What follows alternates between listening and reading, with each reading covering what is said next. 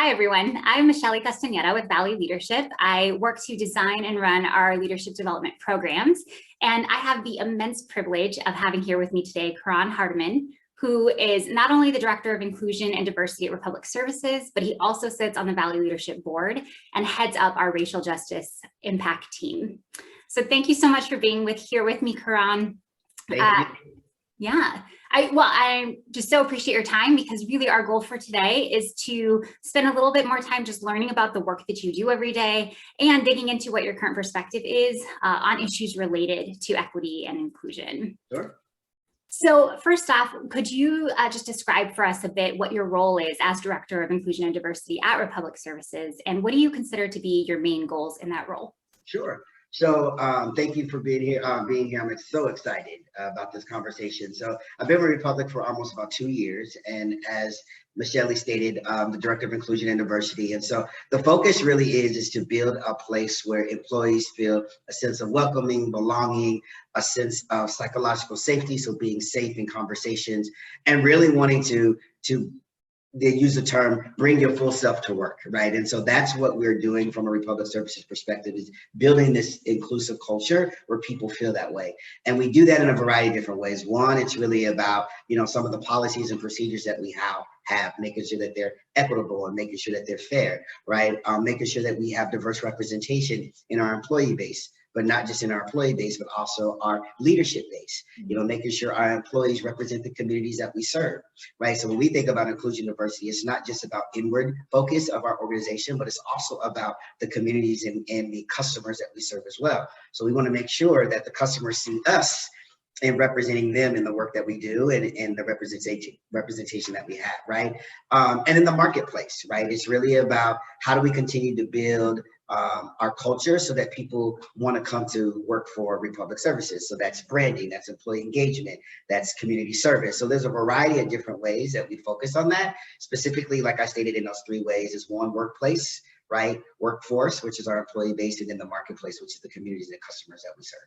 Yeah, I love that. I particularly love what you said about bringing your whole self to work. I'd love to hear just a bit more about, in your ideal world, what would it look like when you finally reach a place as an organization that everyone can fully bring their authentic self to work? How do you think that would impact culture and just the morale overall? No, absolutely. One of the questions that people always ask is like, Koran, how do you know when you have an inclusive culture, right? And I'm like, we could have employee engagement surveys that say 90% people feel included and all that other stuff. But I'm a true believer that you can walk into a building and you can sense when an organization is inclusive. It's just it's the presence in the place, but you can also feel it as well when it's not there, right? And so I want employees to feel like they have a voice, right? And they feel like not just having a voice, but leaders are listening to employees when they have certain things that they have to say, that they feel comfortable having conversations with employees and leaders about, maybe tough topics. We call them courageous conversations, right? Where we talk about things that you may not know about my experience and I may not know about yours, but we sit in a posture of listening so that we can understand and be aware, right? So that we are learning about each other. It's about, if I'm part of the LGBTQ community, I don't feel like I have to hide that because the organization accepts that. Or if I have a disability, right, not only does my organization accommodate me if I need it, but I'm proud of my disability, right? Because the organization supports me in that because they know that's part of who I am. And so when you think about what does that look like and what does that feel like, it's just really about showing up and not having to shift who I am while I'm at work. I'm a true believer that I should be Koran when I'm at work and when I leave work, the doors. I should not shift. And some people have conversations about, that's not true. And, you have to shift and you have to course correct accordingly based upon your culture and all that stuff. That's the place that I don't want the organization to be where I work. I want people to be the same person when they're at home with their kids, when they come into the workplace as well. I want to work in a place like that too. Yeah, right. That sounds like a place everybody would want to be. Yeah, that's amazing. Well, thank you. I appreciate that. And it's good just to hear a bit about your vision for what the organization is working toward, because I think a lot of people and a lot of organizations in this moment are aspiring to do that. And I feel like there's no crystal clear roadmap or manual of how to get there, because every organization is different.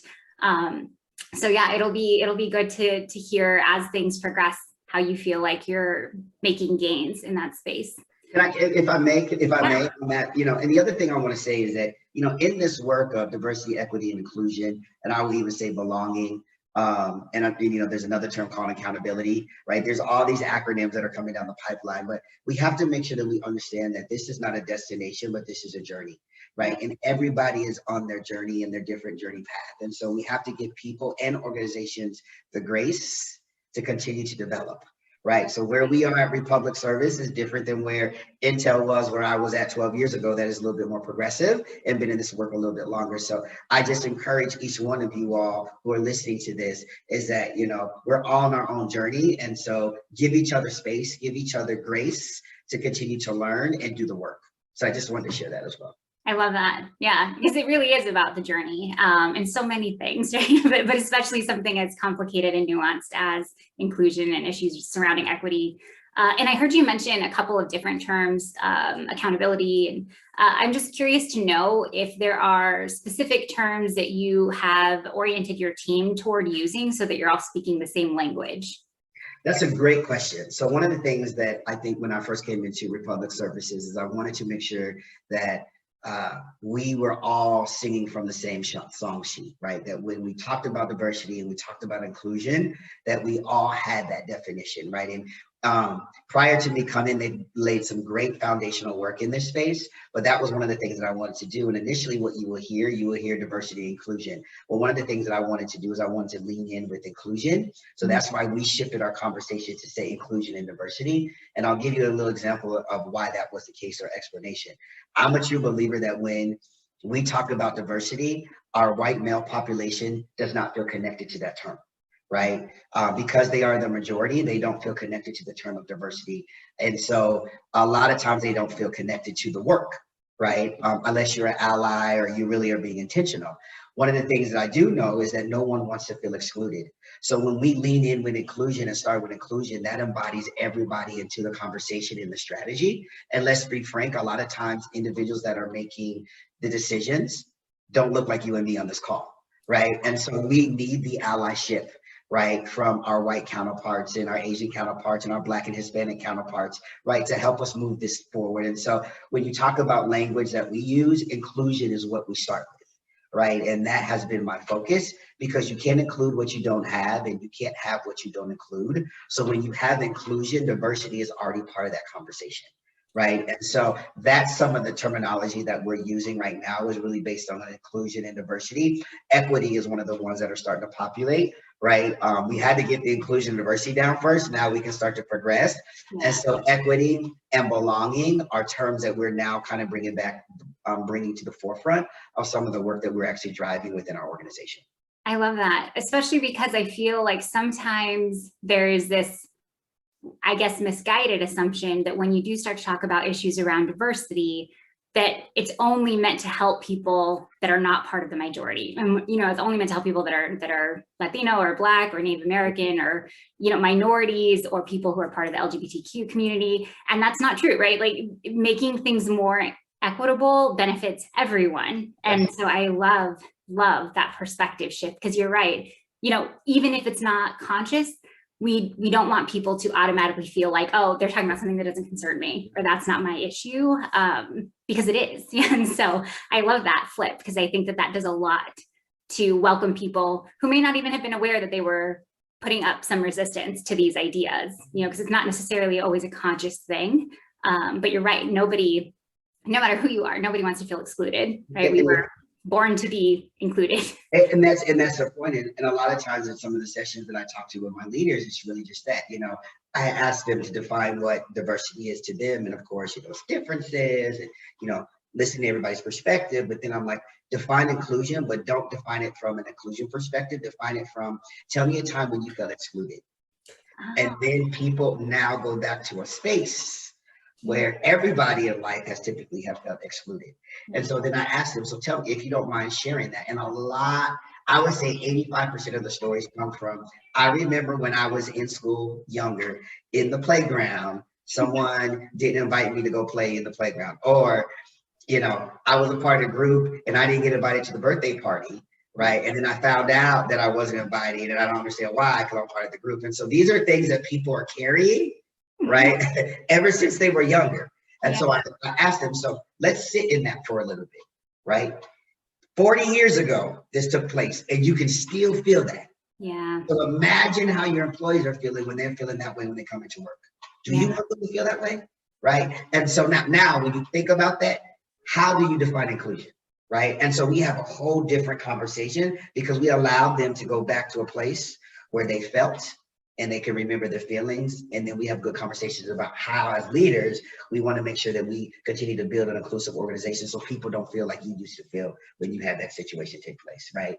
Karan, that is so powerful. I'm like, with your permission, we'll just steal that activity. Man, that is just such a smart way. And what I love the most about that is it just immediately reconnects you to your humanity. Absolutely. I mean, I feel so often in these conversations around diversity, and to your point about when you ask someone to define it, immediately it's list all the differences you can think of between people. And by flipping it that way and asking people to start with a time you personally have been excluded, it's putting everyone back in touch with their humanity and therefore the humanity of other people. Absolutely. And, it's just ultimately we are more alike than we are different. And so it's not about highlighting differences for the sake of creating barriers, but rather highlighting the fact that we are all fundamentally similar and how can we use that to our advantage. And I just love that perspective. It makes me want to go write a session now. That's part of the framework. That's great. Well, thank you for that. Yeah, and this is somewhat similar. So I'm curious about, not only we've talked a bit about your day job, your role there as Director of Inclusion and Diversity, but also, given that you are now heading up our new Racial Justice Impact team, I'd love to hear just a little bit more about, how you're applying that equity lens, that inclusion lens to issues that the team is starting to work on. Sure. So it's a great question, right? I mean, when you think about racial justice, all of those equity, inclusion, diversity, accountability, access, all of that comes into play, right? And so we are, as a team, we have a lens of what that looks like, right? And so even in the work that we're driving, some of the communities that we're talking about and some of the efforts that we're driving in some of those communities, or we plan to drive, it was really in a posture of making sure we hit everyone. Right. So when we think about the work that we're driving from a racial justice perspective, we're thinking about businesses, we're thinking about communities, and we're thinking about families. Those are our three kind of focus areas. Right. And so when you think about the work that we're driving, we're trying to weave all of those terminologies into these works because that's what we believe will make impact.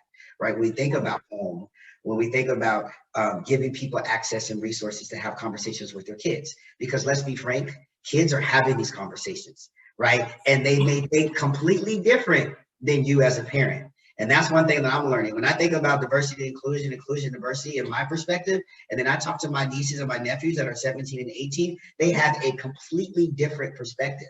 Right. And so how do we equip people, parents, single parents, grandparents, people that are caretakers of children on having these conversations, right? The other one is about community, right? When we think about the community and the grassroots that people are doing and driving this work, when we think about even nonprofits that may not have access to have somebody like myself come in to help, how can we help them? But when we think about corporations as well, right? The workforce, how do we support small businesses, large businesses with resources and direction to help do this work? And it's really focused on these communities that really are already leaning in, right? Those that are not leaning in, I'm gonna be very honest, right? If you're not saying anything, that's not what we're focused on. We are focused on people who are already, that wanna lean in, that wanna take action, but just don't know how. And so when we think about these communities, weaving all of those, the equity, the inclusion, the diversity, the accountability, all of that into what we're trying to drive, that's the lens that we always have from a group perspective. Yeah. That's great. Yeah, and I think it makes a lot of sense to sort of focus your efforts in the near term on people who are already on board, right? It's like you want to accelerate the work that is already happening or has the potential to happen, And as a parent myself, my children are quite young, but I do think about, when they start going to school, what are the conversations we need to have to make sure that they are understanding mine and my husband's perspective on issues around inclusion and equity, and being accepting of all people. And so I think even I want these resources. So I'm really, really glad that we have a team that is stepping into that space, because I think that there's an immense desire, but to your point, people have the will but don't necessarily have the tools at their disposal. So I think that this is good, necessary work, and I'm glad to know that it's happening. And so sort of along those same lines, I'm curious about what you're thinking about as it relates to you, Koran, in your daily life. So not necessarily as a team chair or as a director of inclusion and diversity, but even just, as a person, how do you think about applying an equity lens just on the day-to-day?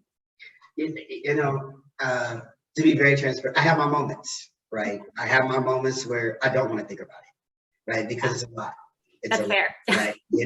I'm gonna, that's one thing you learn about me. I'm transparent, right? There are times where I walk into my job and I don't have the mental capacity because I'm being Quran today, and Quran just can't take it, right? And so when I think about the work, when it comes to just me being me, once you have this D&I lens, you always have it. You can go into the grocery store and look at all the cash registers and see, are they the same? Are they different? Right? It's, a blessing and it's a curse, right? When you go to dinner and you're looking at all of the, the cook, the workers in the kitchen or the servers, and you're looking like, oh, why are they all one or the other, right? Or, well, this is a good mix, right? And so I can never turn it off. It's kind of like one of those individuals that are psychologists or counselors. They always, thinking about people and judging people and, identify who they are. It's like always in the background. They're always gonna have their mind, exactly, right? And so that's me. I always have this lens. So I don't think I know how to take the lens off, because again, it's just who I am. And being an includer, because I don't know if anybody has taken Strength Finders, but one of the competencies for Strength Finders or strengths is an includer. And that is me all day. I will leave the 99 to make sure that one person feels included. Hence probably why I'm in the role that I'm in. And so I am always looking to make sure people feel connected, included, and feel feeling part of, I'll just say that. And that's in everywhere that I go. Grocery store, church, right? The gym, walking my dog in the dog park. Everybody's over here. Somebody's sitting on the bench by themselves. I'll probably go sit by the person on the bench, right? Because that's just who I am, because I want people to feel that they are part of something, right? And that's kind of how I use kind of the lens, if you will, about just who I am as an individual. So. Yeah.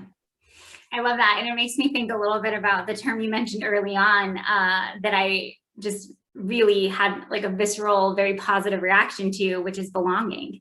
That's a term that I don't hear often, when people are talking about their job or the culture that they want to create in a professional place. And so I'd love to just hear more about what that means, what belonging means to you, and why you've chosen to elevate that along with equity, sort of in the next phase of the work that you're doing. Great question. And I use this example, right? You could feel included being part of the basketball team, but do you feel a sense of belonging being a part of the basketball team?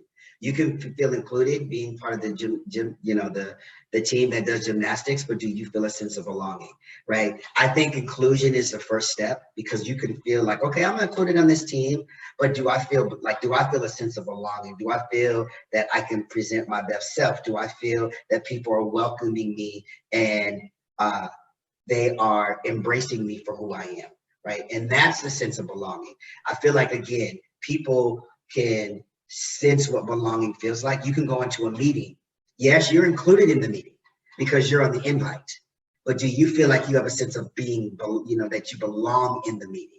Right? Because people are giving you space to share your feedback, giving you space to share your opinions or your recommendations. Or are you just there and people are talking over you? They're taking things away from you. They're actually counting what you've done as their own. Like, all these things are things that negate what belonging is really all about. So again, you could be part of the conversation, but are people making you feel like you belong in the conversation? And that's kind of the same way about employees and workplaces. Yes, I am included because I'm an employee and I'm here and I have, I can bring myself here, but do I feel like you want me here? Right? And that's where belonging comes into play. right? That you feel a sense of belonging at the organization. And that's kind of what we're on our journey to do is, you know, the inclusion piece is so important. The diversity piece is so important as well. I think those are foundational things, right? But when you now start to think about how do you go from foundational to making this a great place, it's really about what you talk about, equity. It's about inclusion. It's about diversity, but it's also about individuals feeling a sense of belonging, right? And that's what's important. Yeah, thank you. Yeah, that's great. I hope that people really start to take that distinction into account as they continue to do this work, because you're right. There is sort of a path you can follow that I think sometimes people end up doing inadvertently, which is, you know, we need to increase our diversity. So we're going to hire people that look different than the current leadership team. We checked a few boxes and we're good now. I think that is ultimately completely anti the spirit of creating belonging, right? Like that's not really what the end goal should be. Though of course you do want to increase the diversity on your leadership team, and you do want to include people that don't look exactly or have the exact same background as people, excuse me, the people that are already there. So yeah, I think there's definitely like foundational steps, and then there's taking it to that next place where people feel like. And then if I may, you know, if you think about inclusion, being included is the action. Diversity is something that's factual, right? Equity is process. Belonging is a feeling. Yeah. Right. Right. Belonging is a feeling, like you feel like I belong here, right? I can even say being included is a feeling as well, because it's a sense, right? But when I think about belonging, it truly is a feeling. So you have to do all the work, the processes, the procedures, the leadership behaviors, because that's a whole nother conversation we can have. What does inclusive leadership look like? Right? How does it come across to your employees? Right? That's a whole nother conversation. But these are things that we have to put in place in order to produce a feeling of inclusion and belonging. Yeah. Yeah, that's true. And I think it's just so good to hear you speaking so thoughtfully about that, because I think sometimes we have a tendency to discount things that can't be objectively quantified, you know, especially in a professional setting. It's like, if I can't measure it in like an objective way with, I mean, of course there are surveys and you can get people to respond to surveys, but I think sometimes things that are like that, like the sense that you get or the feelings that you get when you're in a place, I think sometimes don't take as high a priority, just given that they're a little bit tougher to wrap your head around in terms of how you're doing on progress toward them. So it's just really refreshing to hear you talking about it in such a committed way, because I think that gives me some hope that there is a path forward for other organizations that are interested in proceeding and like being committed to this work in a meaningful way, not just a box checky sort of way. So my last question is sort of along these same lines, but I'd just love to hear a little bit more about whether or what your advice would be to other people in the community, people potentially watching this recording who would like to move forward on their own and figure out ways to support equity, to support sense of belonging in their own communities. Like, are there specific things that you would recommend people start doing or do more, just from your own perspective? Sure. I mean, there's, you know, let's be frank, this is a topic that has been going on for spotlight wise in the last 18, 24 months. First thing I would say, if you really want to do something, you can. Right? There's Google. Google will give you a list of things to do. Right? I'm just gonna be very candid, right? So for those who say, I don't know what to do and I don't know where to go, like start off with Google. I think Google will at least get you there, right? Outside of that, I think there are a couple of things. I think one is, if you really want to do this work, lean in. Sitting on the sidelines is not going to be you know, it's not going to get individuals, organizations, communities where we need to be, right? I think that is important, that we must lean in. Your silence, even though you're not saying anything, sends a loud message, right? And so lean in. The other thing is have conversations. I think, you know, we do something at Republic Service called Let's Talk. And so it's a platform where we provide our enterprise an opportunity to hear the perspectives of different communities.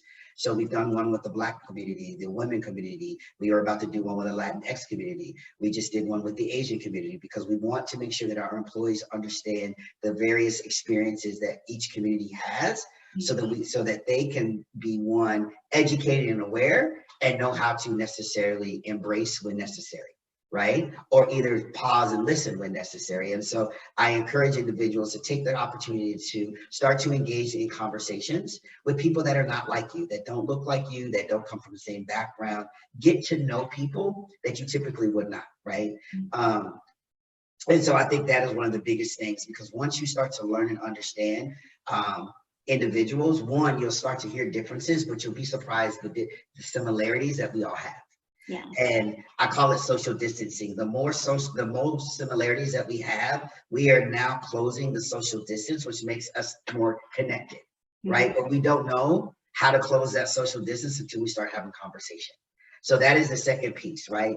One is really kind of lean in. The second one is really focusing on courageous conversations, have conversations, and then, do the work, right? Just do the work.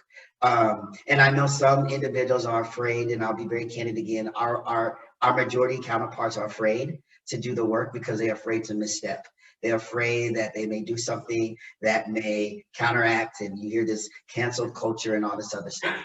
And that's a whole nother conversation again, right? And I'll be honest with you, my perspective may be different than somebody else's, so I want to put that out there, right? But I also believe that we in this work, on all aspects, we must give grace. Yeah. Right? We must give grace, because people are stepping into places that they have never stepped in before. People are having conversations that they've never had before, and they're trying to do the work. And so I think that we have to give grace, but I also have to make sure that when people are leaning in, that their intentions are pure and correct. Because there are some people leaning in that their intentions are not pure and not correct, right? So it's that we have to give grace, right? But we also have to make sure that the intentions are pure and correct in regards to this conversation and this work. And I think that when we do those kind of couple things, and there's many other things that we can do, but when I think about leaning in, having courageous conversations, giving grace, right, for people to do the work, I think that will move us in the right direction. And we may fall and we may stumble, right? I do. As a director of inclusion diversity, I don't always get it right. For the director of inclusion diversity, I still have bias in some areas that I'm still working on my own self to kind of overcome and mitigate and even manage, right? And so as someone that is running 34,000 employees, right, an organization, trying to continue to foster culture, I have to give myself grace too, because I'm learning in this process just like everybody else. And so that's what I would really encourage the most, is you have to give people grace, right, to step in it, maybe even fall, support them to getting up. But we also have to be very intentional, and we have to make sure that our intentions are pure and right when we start to do this work. So that's what I would say. Yeah. Well, thank you. And I think as an educator at heart, you only learn when other people are willing to entertain your missteps, right? It's like you don't come equipped with all of this knowledge and experience, right? We build it each day. And so I think that that's a good reminder, especially in a time when, I feel like people are pretty quick to reduce people to a single moment in time, and we want to remember that we're all fallible. None of us are perfect. I do dumb things every day, trying my best to not lessen the number of those as each day passes. But yes, we're human. And that's the beauty of it though. That is the one thing that we all fundamentally have in common, is our humanity and need to be included, need to belong, and desire for grace. So I think you're right. If we want it, then we should extend it. Right. And this is a human-centric agenda, right? A lot of people think that it's political, it's this, it's that. At the core of the work that we do, it's all about like you said, Michelli, it's about the humanity of it all. Yeah. After we rip everything back, at the core of all this, it's all about humanity. Yeah. It's about you and me being humans and supporting us and engaging in us and appreciating us and giving us a space to be who we are, right? At the core, that's what it's all about. Yeah, and it's important. And so I'm really glad that you are doing that work, not only for Republic Services, but for Valley Leadership. And I'm very grateful for your time and your perspective today. And I want to thank you for partaking in this conversation with me. Absolutely. Thank you for having me.